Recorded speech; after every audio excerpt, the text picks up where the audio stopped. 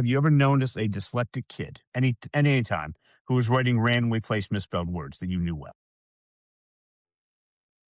No, I don't recall. Okay. So in this case, I'm going to use Sarah. Sarah was 10 years old at the time.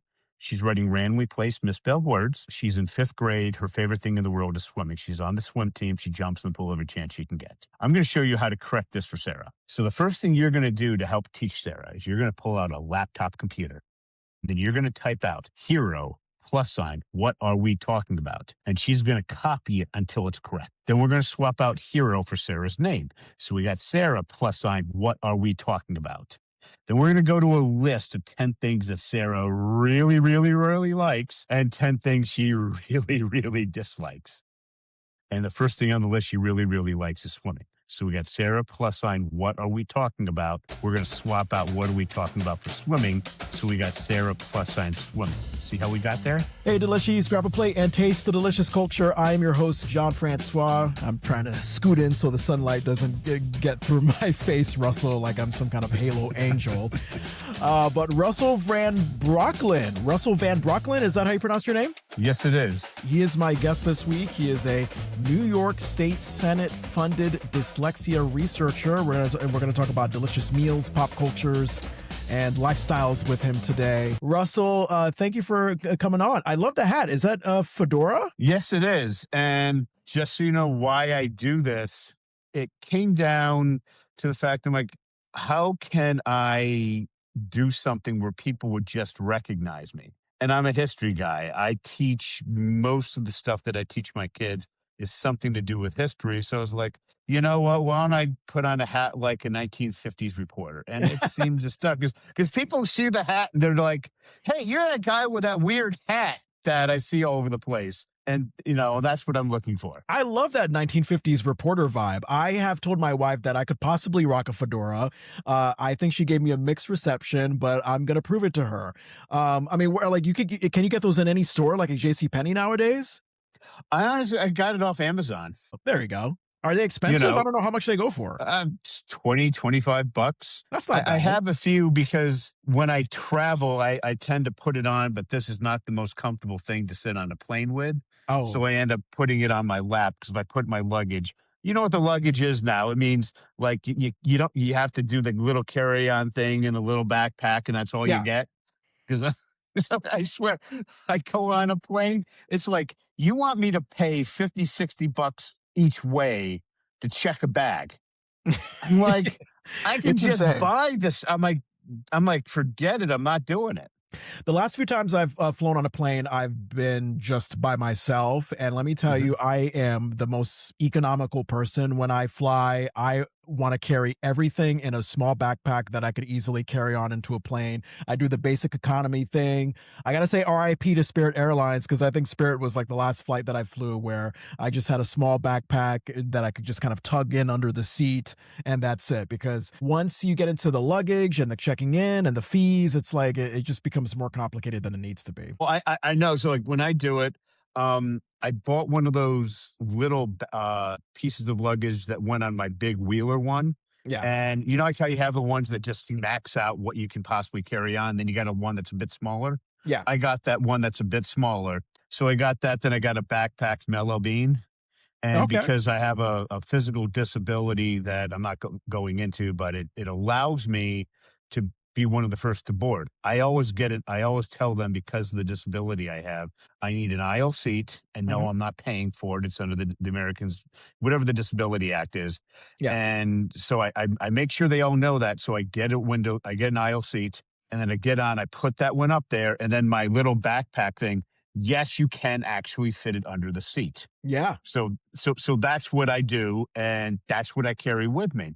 What I find is I see people try to get on first. They put on both their backpack and their carry-on luggage. So when the last people come on, they can't, there's no place to put it and they have to check it. Selfish people. Exactly. So, but with I'm sorry, the aisle seat, I get the aisle seat because that way I can just get up and walk around when I need to. But yeah, if you're flying now, you got to be kidding me. You want me to spend $110 each way for a bag that I used to be able to check for free? Yeah, flights, as with everything, has gotten so expensive nowadays. I mean, that could be a whole nother episode that we have to do at some point in the future.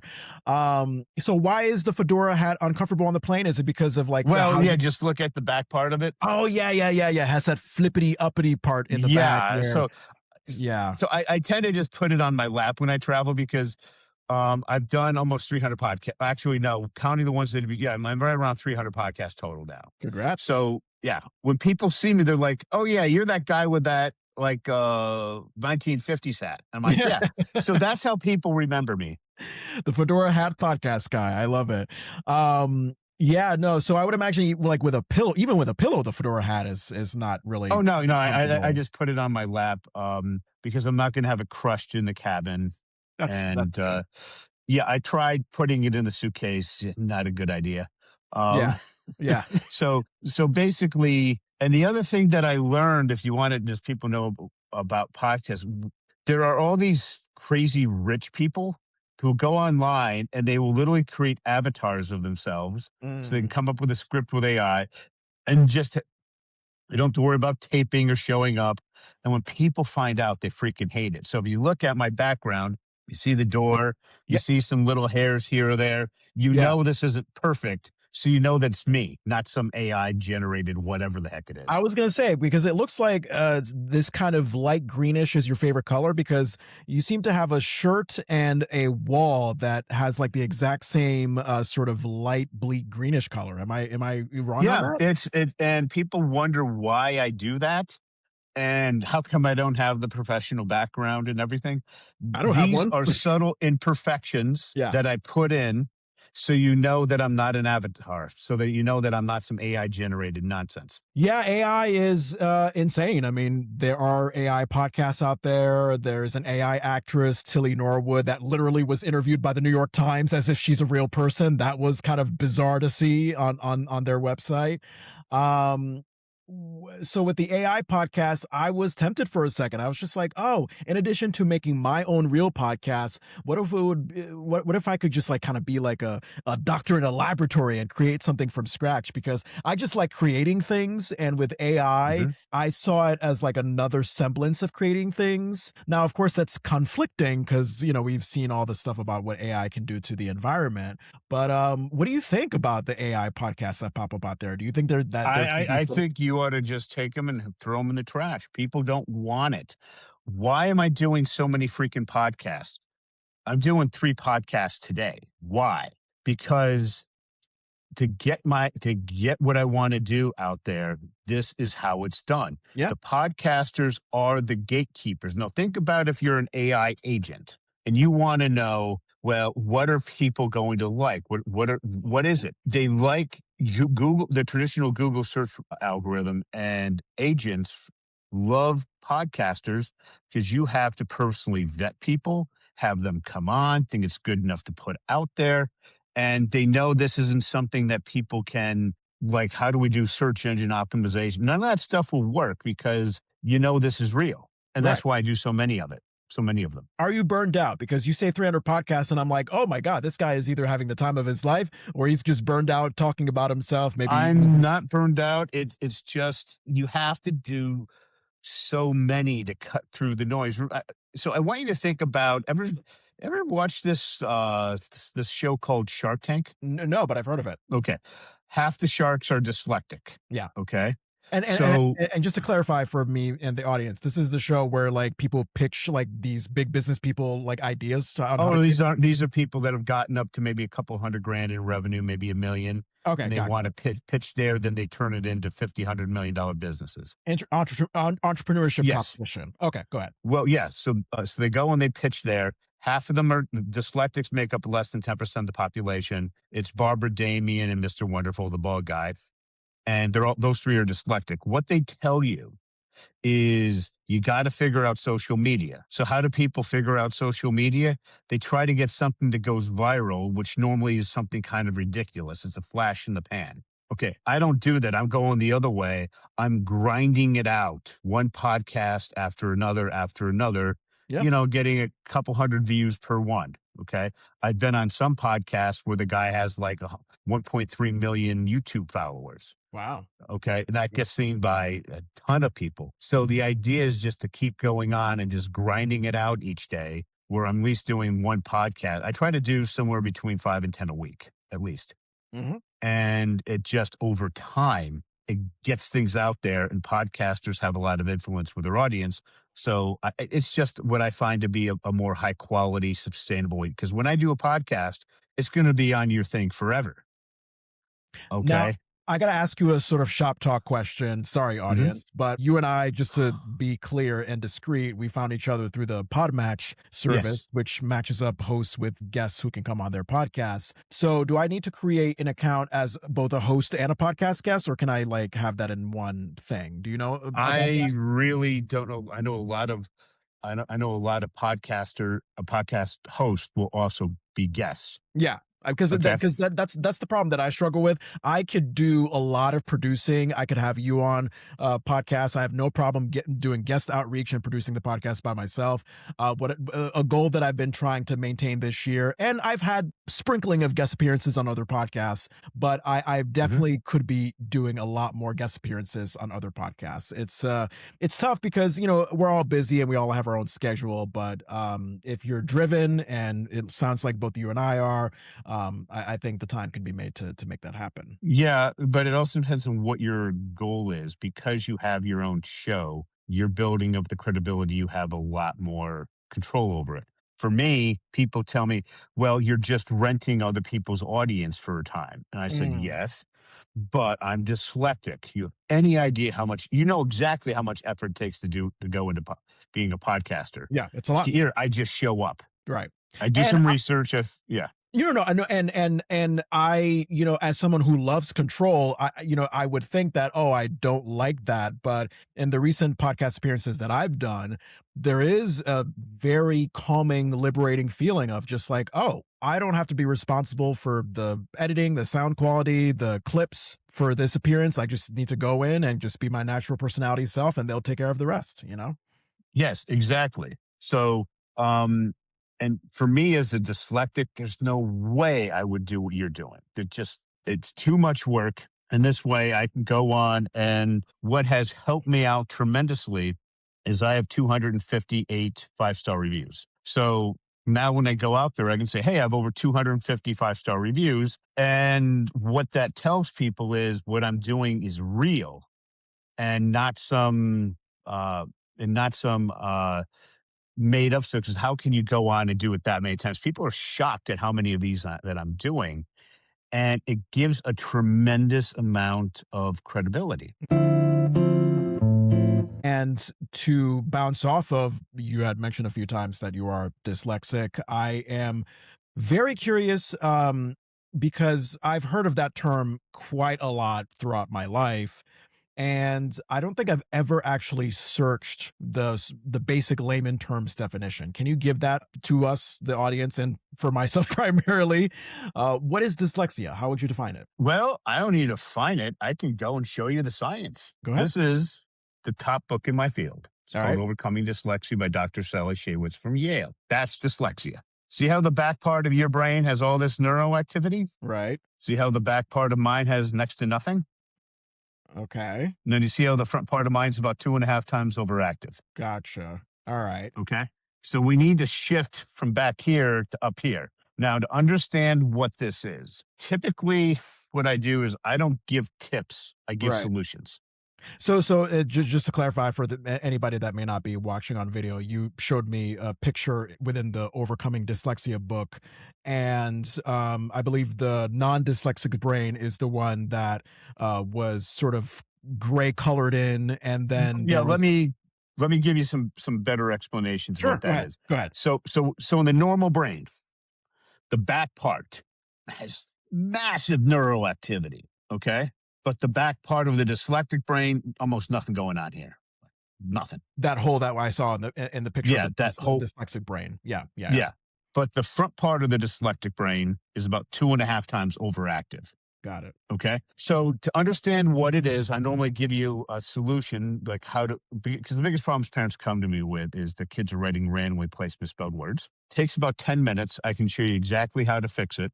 And at the end, you'll probably have an epiphany and know exactly what it means, what it is. Would you like me to show you? Okay. So when we do, just so everybody knows, how far did you go in your education? You're asking me or rhetorically? Yes. Yeah. No, I'm asking you. So I got a bachelor's degree. Okay. So do you think you know how to write a basic 3 reason sentence? I think I can. Yeah. Okay. Now I'm going to, in this process, I'm just going to let you know what's going to happen. I'm going to ask you 2 questions. Sure. They'll be the simplest questions you ever get asked. I ask these to 7-year-olds. These are not trick questions. If you follow them exactly, and I mean exactly, this will work. If you don't, you're going to get incredibly confused and then have an epiphany in what dyslexia really is. Okay. So I just want to let you know that's coming. Okay. So in your life, have you ever noticed a dyslexic kid any time who was writing randomly placed misspelled words that you knew well? No, I don't recall. No, not in my Okay. circle. Okay. So in this case, I'm going to use Sarah. Sarah was 10 years old at the time. She's writing randomly placed misspelled words. She's in 5th grade. Her favorite thing in the world is swimming. She's on the swim team. She jumps in the pool every chance she can get. I'm going to show you how to correct this for Sarah. My competition can do this in a couple of months of full-time study. We're going to do it in less than 10 minutes. All right. So the first thing you're going to do to help teach Sarah is you're going to pull out a laptop computer, not an iPad, not an iPhone, and certainly not handwriting. And then you're going to type out hero +, what are we talking about? And she's going to copy it until it's correct. Okay, so far? Then we're going to swap out hero for Sarah's name. So we got Sarah +, what are we talking about? Then we're going to go to a list of 10 things that Sarah really, really, really likes and 10 things she really, really dislikes. And the first thing on the list she really, really likes is swimming. So we got Sarah +, what are we talking about? We're going to swap out what are we talking about for swimming. So we got Sarah + swimming. See how we got there? Please explain. Okay, but no, did you see how we got there? We- I think I'm struggling to see how we got there. So Okay, so let's start off. It's real simple. We start off by we have hero +, what are we talking about? right.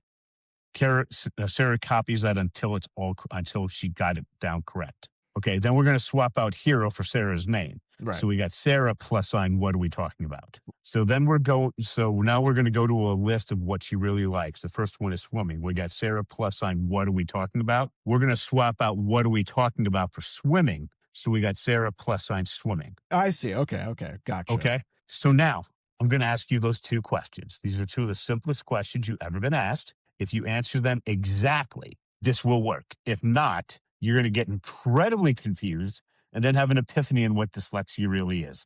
Do you think I can fool you? You might. Okay. Just try to be exact. All right. So we got Sarah + swimming. We need to swap out the + for a word. Here's my question. Does Sarah like or dislike swimming? She likes swimming. But that's not what I asked. Notice that sense of confusion.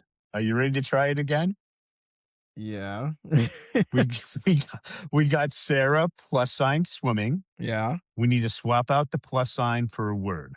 Here are your 2 choices. Does Sarah like or dislike swimming? She like I've been told that swimming is her favorite activity, so I'll have to go again to like, but I guess I'm wrong again. No, you like is exactly the correct answer. Okay. Now I need you now I need you to give me the 3-word sentence. The 3-word sentence. Yes.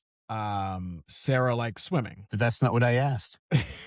Okay. Now do I have you completely confused? Yeah. Is that kind of How does that feel to be this confused? that feels it feels like I'm being played, like it feels like, oh wait, no, I could have sworn I understood this, but you're telling me I didn't. And so that's it, I think it's just confusion and irritation kind of wrapped up together. That's Okay. Now you're a full grown man yeah. and you're feeling this way. Imagine if you were an 8-year-old kid and that's permanent in school day in, day out. Yeah. Okay. Yeah. Are you ready to have your epiphany on what dyslexia really is? Sure. Please. Okay. So I'm just going to go back just so everybody can see again. Yeah, if you're watching on I'm video looking on at the Spotify back. to YouTube. Yep. Yep. Back part of the brain, massive neural activity. This is where you're doing. Mhm. So you went through and you did it here. Sarah's got nothing going on back here. Mhm. Okay. So here's what happened. I asked, does Sarah like or dislike swimming? And you do what almost every person does. You automatically added the S. Sarah has nothing going on back here. She doesn't know how to add the S. You were correct that one time. I asked, does Sarah like or dislike? You said like. So it should have been Sarah like swimming Oh, okay. Yeah. because you automatically added the S that made it incorrect because Sarah doesn't know how to add the S. She can't do it. Really? Wow. Okay. Now let's look at, I want you to think back to when you were a kid. And remember when the teacher was describing a simple grammar rule and Mhm. some kids, the teacher's saying it the fourth and fifth time and they're getting annoyed because they didn't get it? Mhm. Okay. Now you could tell Sarah that 1,000 times. There's nothing going on back here. She can't get it.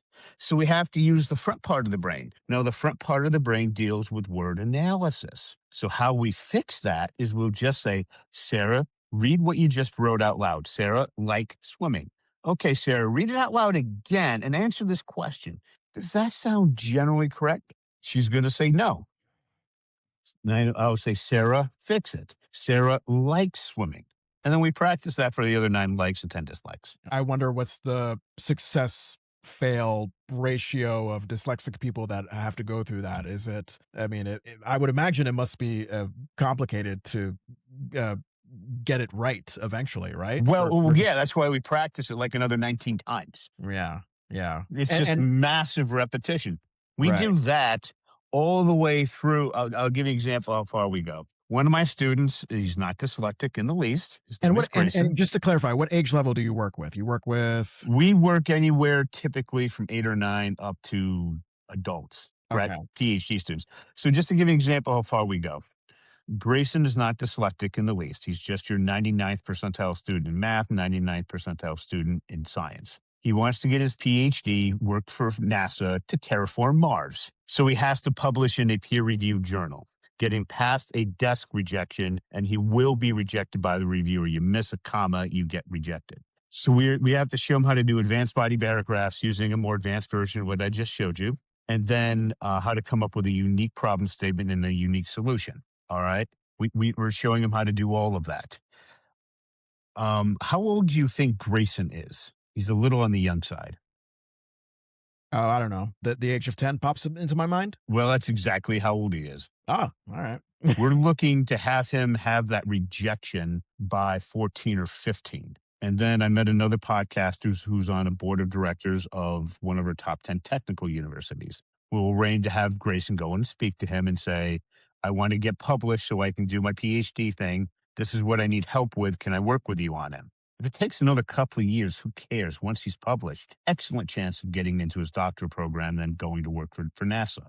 All right. So that's how far we go. We go through that whole entire process. It's not only for dyslexics, it works great for advanced gen ed kids as well. How did you, because I guess I'm trying to put myself into the place of someone with dyslexia and trying to learn things that non-dyslexic people can pick up easily. How did you get to that place where you became accepting of your dyslexia and you used it to try to help others who are managing the same thing throughout their lives? Because I would imagine that there has to be a ton of dyslexia students that you deal with that could become easily irritated by not understanding what most other people are able to easily understand. So, Oh, how did I do this? Well, it's kind of an interesting story. It was the late 90s. I wanted to know how laws were made. That's some class I wanted to know. So I signed up for the New York State Assembly internship program. And I showed up. I said, here's my neuropsychological evaluation. I got a first grade reading and writing level. So I couldn't do the internship of the way it was designed. So the Speaker of the Assembly at the time, his name was Sheldon Silver, his people said, I don't care what it takes. You're going to accommodate the living daylights out of this kid and you're going to make this work. I don't care what it costs. And that's exactly what they did. And those accommodations were so extraordinary that when it went back to the State University of New York Center at Buffalo's political science department, They looked at those combinations, says, we don't like these. So they're lowering my recommended grade from A minus for 15 credits to 15 credits of F. That was 29 years ago. My reaction was I was going to solve dyslexia. I asked my professors where I could do that.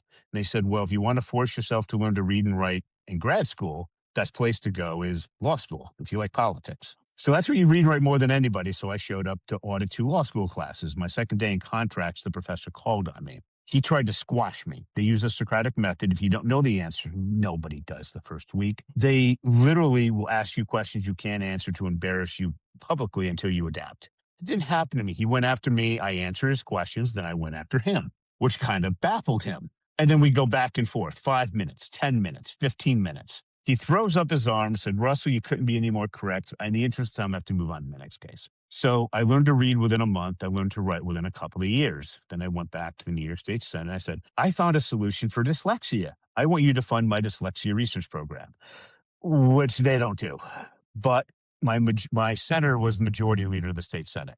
So he sent me Can over. I ask why they don't do that? Were they just skeptical? Well, you have to. Everybody and their uncle's coming with a handout wanting money from the state. So they typically they make you go through and make sure you deserve it. Remember, these are traditional Republicans. Right. So what they like is better, faster, cheaper, and they want to know mainly from the school districts, but they also need the education department and everybody else to support it before they'll look at it. So I go over to the education department.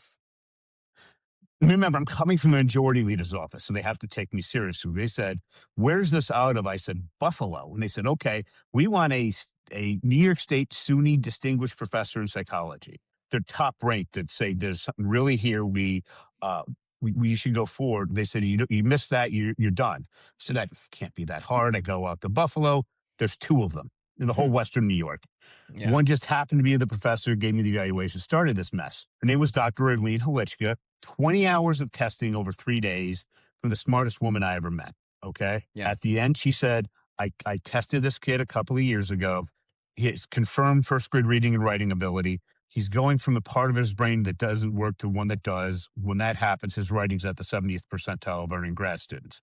It's an on-off switch. Here's what's going on, 5 pages. Education department wasn't looking for that. They're like, okay, now connect it to a senior professor.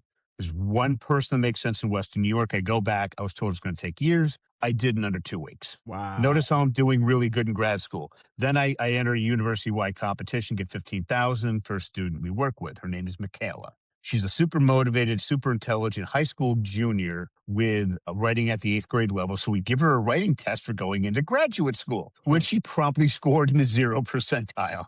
5 months later, she scored in about the 50th percentile. So one more student like that, a similar results. We go into a public school. We got the state funding, multi-year study, 5 students per year, 6 the next. They go from middle school level to average range of entering grad students in a public school by a public school teacher. Cost in New York State of under $900. Cost to compared to my competition, we were 3x as successful for less than 1% of the cost. That must make you proud. Yeah, that was a starting point. Where can people find out more? Like, say there's a dyslexic person that's watching and listening and they want your assistance in better understanding reading and writing and such. Like, is there a website? Yes, the best thing to do is we actually have a place where parents can go to just solve things. All right. Our instructor's name is Angela. She is a certified elementary school teacher from the state of Texas with a 2-year master's degree, 11 years of experience, and she's a homeschooling mom. She has taken both her homeschooling child, August, through this, and she's also working with her much more advanced gen ed kid, Alfred. He's a standard STEM kid who's going to be doing brilliantly in college. He's currently 12. So she's there each week for an hour to answer your questions. You just go to a learning platform called School, SKOOL.com, and then you type in dyslexia classes, and we have a parents course. Just sign up, and it'll work. It'll work just fine. How about a delicious meal that you've had lately?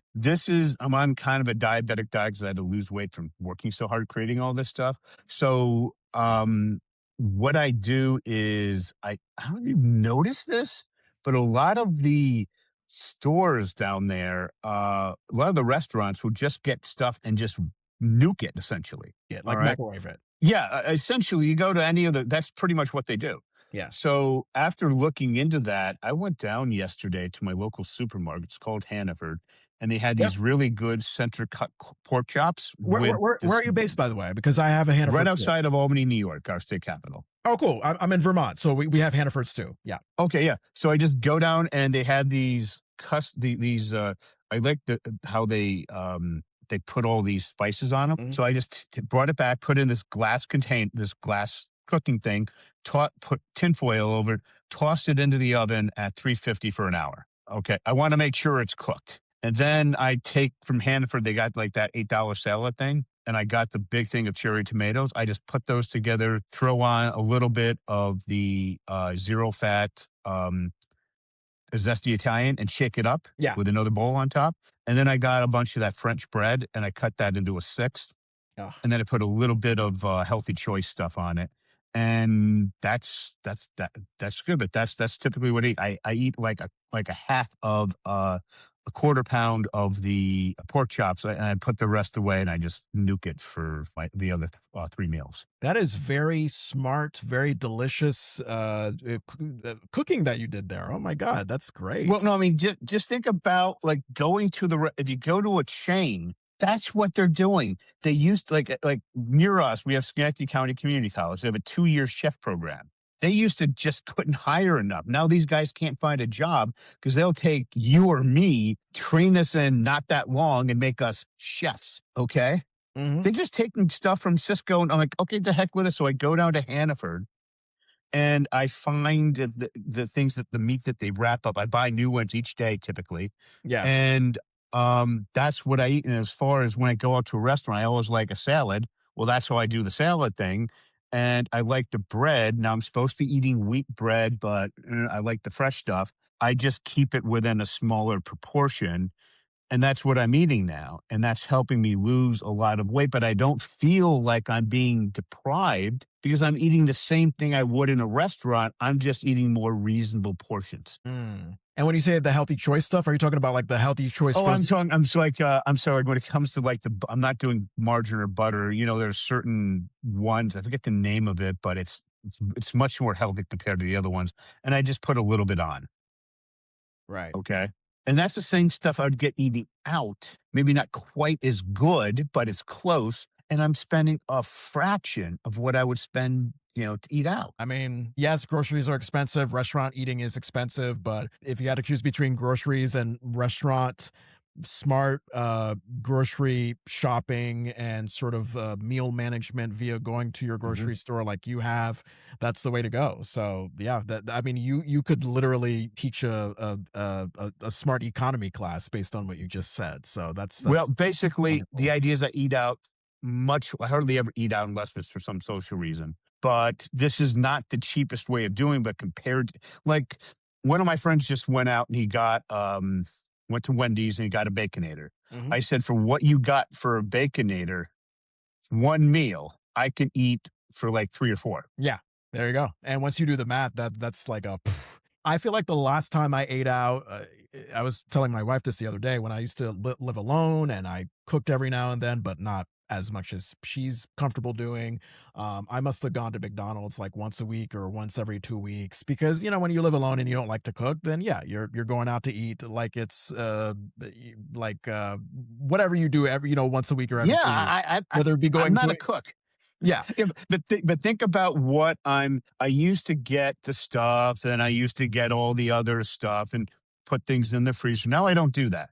I look like, for example, they have a roast on for sale, pot roast things. Normally $9 a pound. I won't buy it. This week it's on sale for 5. So what I do is I get one that's around less than 2 pounds, and then I got the marinated sauce that is literally Hannaford brand because I'm not going to spend a lot on this. I put that around it. I Hmm. throw it in the crock pot. I know you're not supposed to do it, but the heck with it. I put it on low, and Hmm. I just put it on there for a long time. Why aren't Okay. you allowed to put it on low for a long time? Well, they want you to put it on high for at least an hour to kill all the bacteria to be sure. Gotcha. I just put it on low for a very long time, Mhm, and then I cut it up into about third of a pound strips, mhm. okay? And I put the rest in them, and yes, I'm eating the same meal for 3, 4, 5 meals in a row. Most people can't take that. I can. Oh, All right. That's yeah. what I eat breakfast, I'm lunch, that and person dinner. too, yeah. Yeah. But I find if you put it in the freezer, you're killing the taste. So I eat it when it's on sale, or I just buy the stuff like their chicken. They Mhm, just throw on the the seasoned chicken, that's 350 a pound. The pork chops are 550 instead of if I buy them on sale, they're 150. mhm. I don't care because now I literally just take it out, I put it in this little glass thing, throw tinfoil on, throw it in the oven for an hour. There you go. It's nothing. It's nothing, yeah. Yeah, no, I mean, I'm just like you. I like to, for example, my wife will make a good pesto pasta like I just ate right now, and if that thing is in the fridge for like a week or more, I'm like, yeah, I'll eat it until it's done. My wife, she will want to throw out food like 2 days after she's cooked it, but for me, I'm more sustainable that way. And yes, I know that could be debatable because, the food could get bad after a while, but like Yeah, I just had that. You don't. I keep a limit of 3 days. That's why I buy the smaller things. And yes, I spend a lot more on that. So I have the Capital One Saver credit card, and I get 3% cash back, there you go. no annual fee. So and that helped out because I just looked at my balance. I got $200. Or yes, I'm spending a lot of freaking money on groceries, and when I have guests come over, I do it the same way, but we eat out a lot less. I mean, just look at you go out to eat. I mean, you're talking, you go to a sit down restaurant, by the time you're done per person, you're easy 35, $40 in. Yeah, it's insane. And you don't need me to tell you this. Probably a lot of people have said this already, but like making your own food versus eating out, you feel better with the former versus the latter. Like I could eat something from again McDonald's and feel bloated, and then I spent way too much that I should have spent, and then the next morning I'm still kind of feeling horrible. But I eat a nice home cooked meal, I'm saving money and I'm feeling better in the process because there's not as much artificial garbage as you might find in a fast food restaurant. So many benefits. I mean, I cannot believe I didn't realize this until maybe like my late 20s, early 30s. I'm 34 right now, but yeah, to be able to take the time to make the food at home instead of like relying a lot on going out to eat, it just makes such a big difference on your mental and physical wealth and health and certainly your savings. So Yeah, but I don't. But just so you can go to like Hannaford. I hate cooking, so they will have pre-made, like if you want yeah, potato salad, okay, or especially those roasted chickens, those full, yeah, those I literally go because it's only a little over a mile from where I live. I literally go every day or every other day, get what, and everything's fresh there. And there's certain things that I tend to rotate. And if I want something different, I go to what they make there and I just buy it. yeah. And I've done yes, the same thing that's too. a Yeah, lot more, yeah, that's a lot more expensive than doing it from scratch, but I don't take the time to do that stuff. yeah. So, I mean, literally, I'm one of those guys admitted this. It was my turn to do Thanksgiving, so I went to Boston Market. How do you not know? Oh, so you don't like to cook, but you offered to host Thanksgiving. That must be a big Well, thing. no, it wasn't. It wasn't my. It was my turn. Your turn, Okay, but you went to so Boston Market to buy the so food I instead went of to the Boston yeah, Market and I nice. just spent the money. Yeah. And then I went to some church women. They were selling pies. They're $25. I gave them Mhm, 30 for each. These mhm. were homemade scratch pies. So people were expecting a disaster. And they show up and they're like, oh, this is actually quite good. Yeah. And then one of them noticed in the trash the Boston Market thing. They said, you didn't. I said, you're damn right I did. Now, did they already know that you didn't like to cook? Like, or no, they just thought Oh, that they knew, but they also knew that when, like, the way that I do things with Hanford, how I just go down and buy their stuff. They noticed that when they came over for dinner, that what I cooked was better than most. mhm, And they mhm. knew that I hated doing it, and they didn't really know how I did it. But when they found out that I did Boston Market, people started getting a bit upset. I said, "Hey, you said it was good.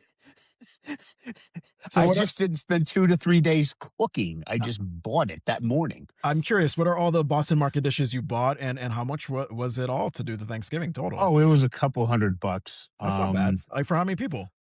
It was 12. That's not bad. So I went in, I got lots of potatoes, I got a lot of stuff. I got everything a lot of turkey. I made sure it was all cut up. I had them do it more than I normally. They said, "Well, that would be an extra charge." I said, "I don't care." Mhm. So all I had to do is they had it literally set up where warming it up wasn't hard. Okay.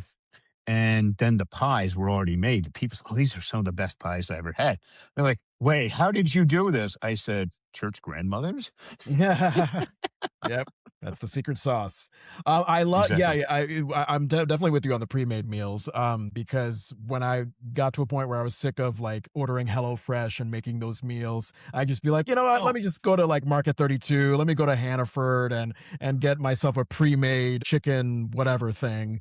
And yeah, I mean, it could be like 10 bucks a pop, but, it's still better than, again, fast food, and so I know what you mean. yeah. So what I would do, what I've done subsequently to that is I would get a turkey breast, Mhm, not a turkey. Okay.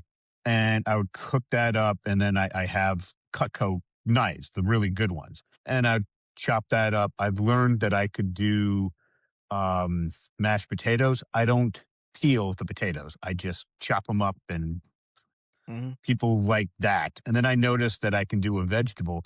I get frozen peas or frozen corn. I'll mix that together. That tends to work out well. I just boil that. Okay. So I've done some more, but it was like potato salad. I just go down to Hannaford and say, no, I need like a lot of potato salad. Yeah. And then I had the manager come over. He's like, "What is this for?" And I told him, I said, "Yeah, can I get a break on the price? Because I'm buying like a lot of it." He said, "Sure." Because I'm buying like a huge big Yeah. thing of it. And I bring it back, and is as good if I made it on my own? No, pretty close. And I'm saving all that freaking time. There you go. I love that. I love that. Yeah, I mean, I'm thinking of, talking about taking, like, ingredients and kind of making yourself a meal that way from Mhm. Hannaford. Probably one of my favorites, because I also used to live in Albany, New York, like you are right now. I used to take, like, plain pasta noodles and boil spinach, maybe, carrots as well, and get one of those like rotisserie chickens that are like, I don't know, $5, $6, those pre-made rotisserie Oh, chickens they're you eight get in the now. They're oven. $8 now. And I'm thinking like, all right, vegetables, I'm getting something from there. I'm getting the protein from the chicken. I'm getting Mhm. carbs from the pasta. Boom, there's a meal. I mean, it may not be a meal that most people make, but like that's the type of stuff that I would do when I was like kind of desperate and didn't want to eat junk from Oh, like yeah. Burger King. Well, what I would do is I'd go by a farmer's market, and the price there for food is drastically higher. Oh yeah. And I would, like, when I was having people over, I would just go there, and some kids would be coming over.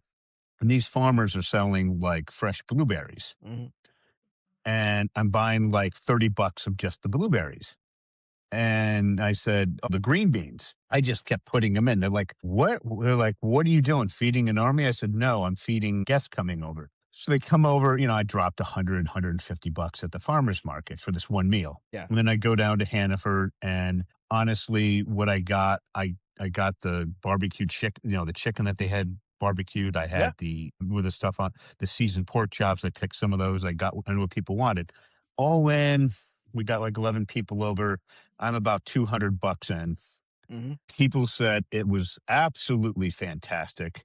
And because I said, let's come over to my place instead of eating out. And they're like, wow, where did you get this stuff? I said, well, no, I got it from literally that corn was on the stalk this morning. Right, right, right, right. And they're like, "Oh, those markets are so expensive." I said, "Yeah, really? We're running around what, 18, $19 for this?" Mhm. And the kids, the blueberries, I mean, I'm just telling them, they're just dumping them in their mouth like this. Yeah. They freaking love it. The Karen's like, "Oh, those are expensive." I said, "Don't worry about it. I knew I bought them for them." Okay. And they said, "That was great." They say I spoiled their kids. No, they want it. I said, "Well, kids, this was a special occasion. You're not getting this all the time." Absolutely, yep. Special occasions are called special occasions for a reason. Mhm. I wanna know what a delicious piece of pop culture you've been loving lately. This could be a favorite TV show, movie, podcast, book, play, music, like, what in the culture Oh, are you loving? I finally finished up watching The Crown Ah, from yeah, the Netflix Netflix. series about Queen Elizabeth and her growing up and everything. Yeah. Oh, that's a What fantastic show. what I loved about it is, and from that, I went and I watched the next series they had on Queen Victoria. Okay. Okay, I'm not too and familiar what with that one though. well, Queen Victoria before the last queen was the longest monarch in English history, Mhm, and she became queen at 18. mhm. And she grew into the role. She became like the grandmother of Europe because she had like 9 kids that she had to marry off. And what I got out of it was it's a very tough role to be, but Queen Victoria taught Queen I forget her name, Queen Elizabeth? Queen not another queen who was like the Elizabeth's grandmother. Okay. Okay, and she showed her how to do this properly. So Elizabeth did the whole thing properly her entire life. And what I got from it was her son. What a freaking disaster. All right. I know it was tough on, but this was the first generation that broke with what you're supposed to do. Mm. All right. He married somebody. He wanted to marry this Parker Bowles lady, Yeah. but then she married somebody else. So then he marries this, you know what, who he married. And he kept going back and having an affair with the Parker Bowles woman. All right. It was Oh, just a this is complete, Prince Charles you're talking about.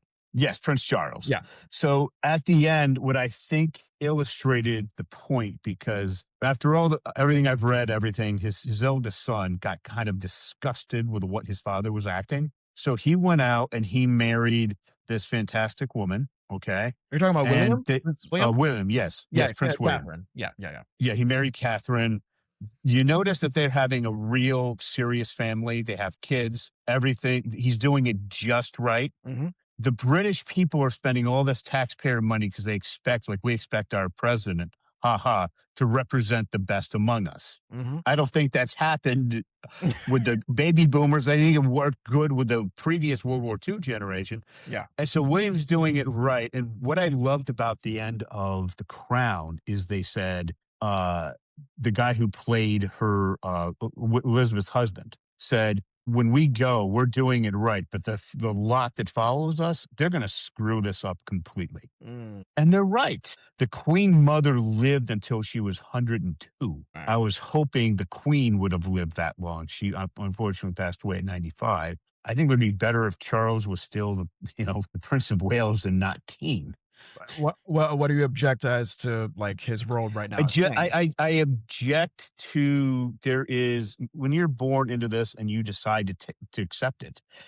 Look at how Queen Elizabeth acted. Okay, it was beyond above reproach. It was what was expected, and now you got him running around marrying this woman and knowing he's going to be sleeping with somebody else and then just causing a mess of things. That's not what people are looking for. So I just think it would be great if they could just bypass him and go right to his son. So we'd have somebody that actually knows what it's like to be, to do it properly. And people like are saying, well, that's a really traditional way of looking at it. I said, yes, it's the monarchy. It's the definition of traditional. Right, right. So, Prince Charles, now King Charles, obviously he had that very tumultuous marriage with Princess Diana, who you're mentioning. Yep. He had the affair with Camille Parker Bowles. So your prime objection with Charles is that he had the affair. Is there anything else, or is it just that? He knew he was going to have this affair going into it. I just want you to compare it to his son. Have you heard of anything of any of that crap? And the answer is no. No, I mean, he probably saw what was well, I mean, later in life, I would say as he grew up, he probably figured out what was going on with his dad and mom, and I would like to think that he had a pretty close relationship He with his mom, Princess Diana, and mourned Yeah, her when she died, you know? yeah, everything that I can understand following this, because yes, I read I read his brother's book on it. I read these things just because I find it interesting. Prince Harry's book, Um, yep. yeah, William got disgusted at this at quite an early age. Mm, And just look at what he did. He took his time, found Catherine, found the right woman. All right. He was incredibly popular. She's even more popular. And they're exuding what is expected of them. when you're taking untold zillions of dollars from the taxpayer, they expect a role to be played. And he's just doing that. He was raised, he's doing what his mother taught him to do, and he's doing what's being expected. But when you look at Charles' generation, they got divorced. His brother and sisters, they all got divorced. It was a mess. Previous generations never did. Okay. You don't see William looking like he's going to get divorced or play any of that stuff. He's playing his part of what's expected, and he's doing it, I don't think, out of just that sense of duty that his grandmother had. I think he's doing it because he's disgusted with what his father has done. Interesting. I mean, think about it. It was literally, there was a newspaper report of when she was still married, about how he liked somebody recorded them talking about some really sexual stuff, and it got in the papers. Charles talking about sexual stuff With Camilla, that with was Camilla. recorded. Yeah. And I that think, got, the Crown did cover a little bit of that, didn't it? yeah, I actually looked it up. It was true. Now imagine you're William, off in, I don't know, Eton College or his real college, and then I mean, come on, who wants to hear that Right. about their parents? Now one could argue that maybe there's a certain part of the British population. Yes, I know you had mentioned that the taxpayers, they're paying for the royal family, but maybe there's a part of the British population that maybe gave grace to Charles's affair from the Oh, standpoint. of course. But I'm talking about the majority. Right. Because I would think that you're looking at the royal family as like an average British citizen, and maybe there's like an intimidation to like this perfection model that they present. And maybe there's a humanity to what Charles did with the affair that people could relate to, and maybe some might like that about him. I don't know. I don't know, They may but to not me, condone the affair directly, but like what I'm saying is like, oh, he's just like us. He fucks up and cheats and is human and makes mistakes. That's what I'm saying. yeah, but what I'm saying is that's a generational problem with that generation. Right. With Okay. Charles' generation, baby boomer. Yes. Now, I'm just saying, look at how William is doing his role. And again, I don't think he's doing this out of the sense of obligation that his grandmother had.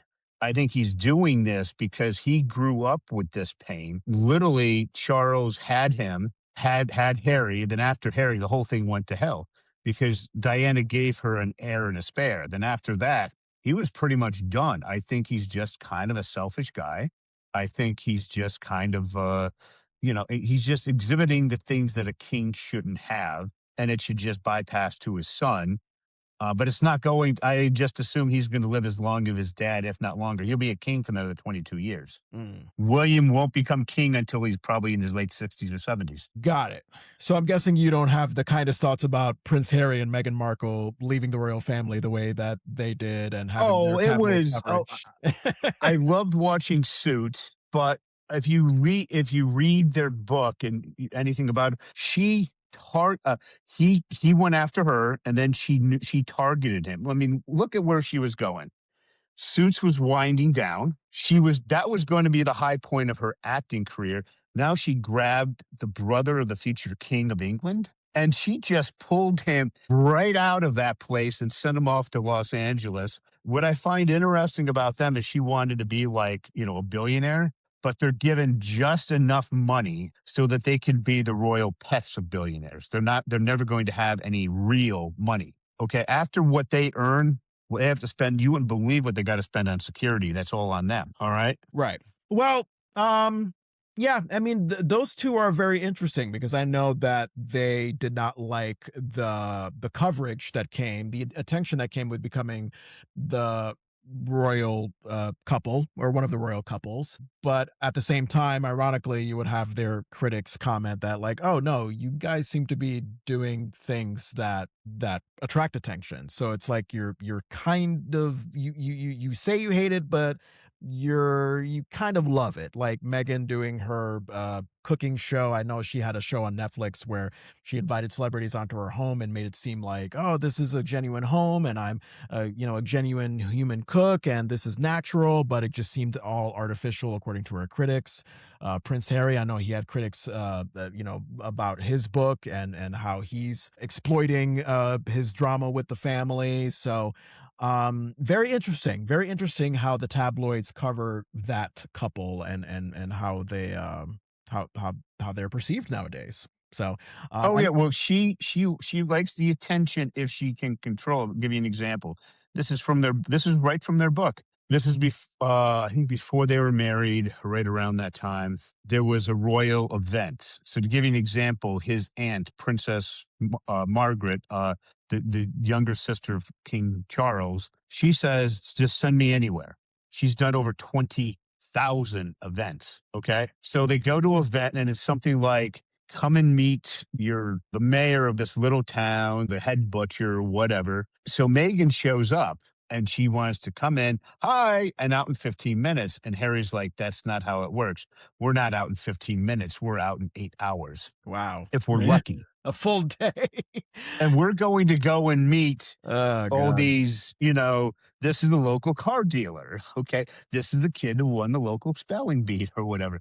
And it just exasperated her. But then that was one of the few times he was firm. He says, no, this is how this works. Yeah. I'm curious as to what you think about how The Crown on Netflix portrayed sort of the emotional arc of Elizabeth as she grows older. She goes from the child of the king, and then, of course, the king, her father, he dies. I believe was he a regular smoker, and he died of cancer related to that. Is that what it Yeah, was? it killed his lungs, and she became queen, I think, at 25. Yeah. In case if anybody wants to know an earlier one, I think it's the same actor. It's called The King Speaks. The Yeah, yeah, King yeah. Speaks. I think with like Okay. Colin Firth or something like that. Yep, yep. Yeah. Another. So I think what it described is how she literally had to kill her personality off to literally be queen. And did you sympathize with that, or did you look at it from the perspective of, oh, she had to do what she had to do, and she did it gracefully? I look at it as she was born into that role. And once you accept becoming queen, you know what it entails. There's a lot of negatives with that job, and there's a lot of positives. You just can't take the positive. And I think what her grandmother taught her, which was taught to that person by Queen Victoria, is this is what it is. There's a lot of sacrifice that goes in to being this. And she accepted it and she did it. And I think, I don't know how much dramatized this was, but I think it pretty much was who this guy was. Her husband is her father, as it portrays. She is the job. That's what you signed up for. And I saw that they had rocky things, but generally, especially as they got older, they did the job. And Charles wanted all the perks, but without all the problems that came with it. And he decided he could have been like his uncle and advocated to be with this Parker Bowles woman. Hmm. But he wanted both, which wasn't possible in that time period. And what I like finding is in a lot of families that are dynamic, a lot of the kids rebel against their parents and they end up acting a lot like their grandparents. Yeah. And I think William illustrates that really, really well. I just think he's doing it. He wanted to stay out of the spotlight forever, but as he's growing into his 30s and his early 40s, okay, he's accepting where he's going. And I think he's doing it very maturely. And and again, the British people say, yeah, we're flawed, but he's representing what he's supposed to represent. Gotcha.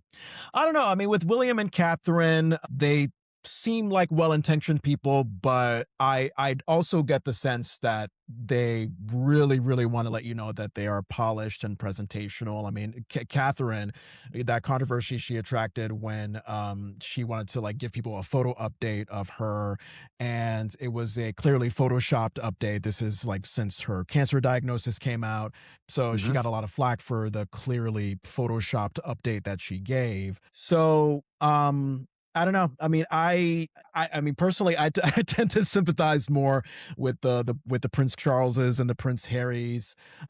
These people that, yes, they can make bad decisions. We could certainly have a right to judge them for that, but I think just showing me that you have flaws, that you have stuff to work Mhm. on, that you're a work in progress.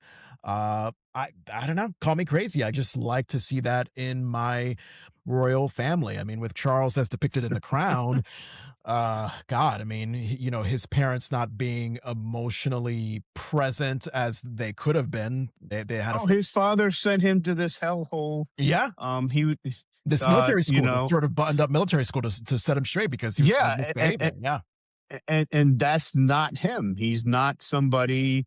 Now, what I'll say for both of his sons, they were helicopter pilots. Harry is he can control an Apache gunship, which is almost impossible because you have the data coming in here, and then you got this normal eye. It's really hard. William he would go and rescue people in helicopters.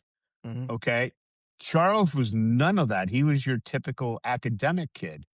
And one Yeah. thing to be noticed is he did send his both of his sons to Eton, okay? Yeah, yeah, He that's didn't the send them school, yeah. to that hellhole, but it just comes down for me. We're different generations. I'm an X or you're a millennial, okay? We see things differently. I see things in a much more traditional end. And you were like my parents were from the silent generation. Mm. Yours were were the baby boomers. But And my dad was a boomer, and my mom is also a Gen Xer, actually. okay, all right. So you got kind of mixed between the two. But what they have in common, and this is probably because they're patient Yeah. immigrants. Immigrants definitely carry on a traditionalist point of view, regardless of generations. But they have a similar they would have a similar view to what you're talking about. Yeah. Yeah, I just come from a very traditional view of looking at things, and yeah, but you know what? That's absolutely fine. People can look for different things, and I just like how I just think William and Catherine make what it's supposed to be. I think the Crown got it wrong with they're going to mess this up. They're not going to mess it up. I think they're going to clean up the mess that Charles is going to leave. Oh, you're saying toward the I didn't get that impression that the Crown was saying that William and Catherine was gonna fuck it up. Is that No, they said the guy who played her husband came back was saying the lot that follows us will mess this up. Oh, I see. Yeah, Elizabeth's husband. Yep, yep, yep. Yeah, I think that William and Catherine will clean this up when they've become monarchs. But I just think that, and you're right, he was raised in a screwed up situation.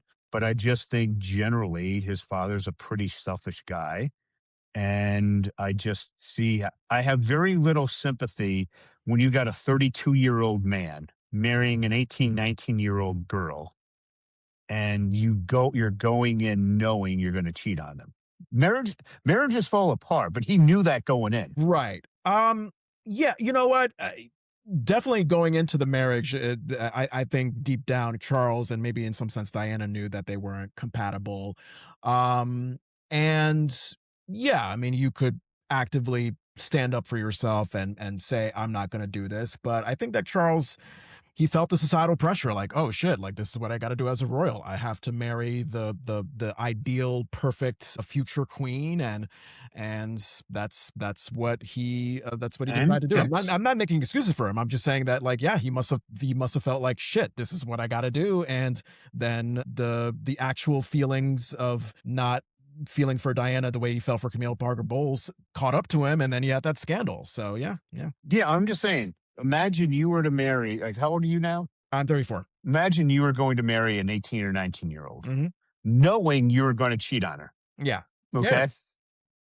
That I that mean, that would be marriages tough. fall apart, people have affairs, but going into it, I mean, you're a full grown man.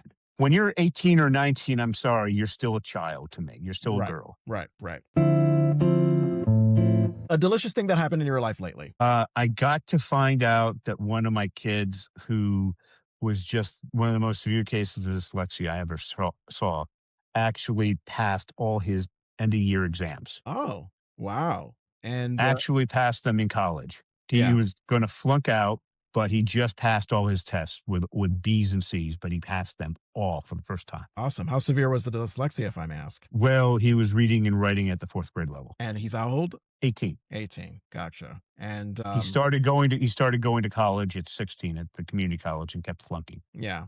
And, so that time span of from being at the bottom of the rung to him passing all of his exams, like that But about 2 years. So He literally dropped out of school, went to the community college, Yeah. kept flunking. He got a hold of me. We started working late last fall. Yeah. He did horrible last fall, but now he passed all his classes with B's and C's. He must feel great.